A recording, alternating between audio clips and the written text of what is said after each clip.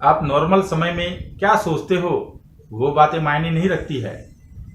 लेकिन जब आपके जीवन में कोई संकट आता है, जब आप किसी समस्या में फंस जाते हो या आपके जीवन में विपरीत परिस्थिति आती है और ऐसे समय में आप क्या सोचते हो, सिर्फ और सिर्फ वही बातें मायने रखती है।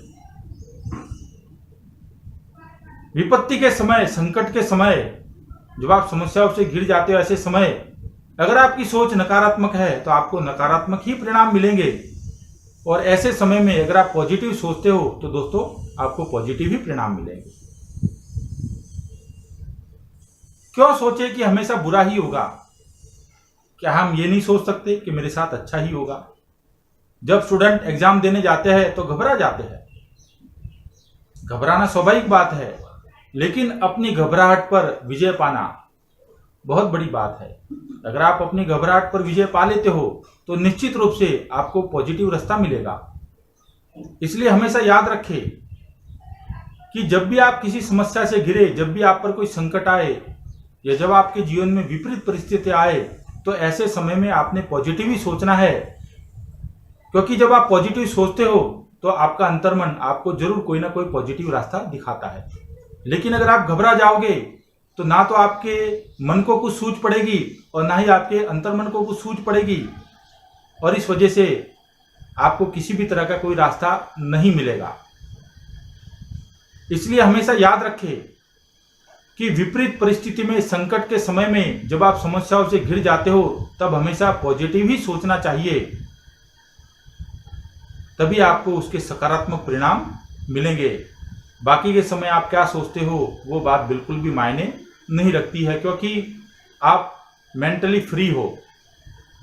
लेकिन जब आप प्रेशर में होते हो, मानसिक रूप से आप अंडर प्रेशर में होते हो, तो दोस्तों उस समय आप क्या सोचते हो, सिर्फ वही बातें महत्व रखती है।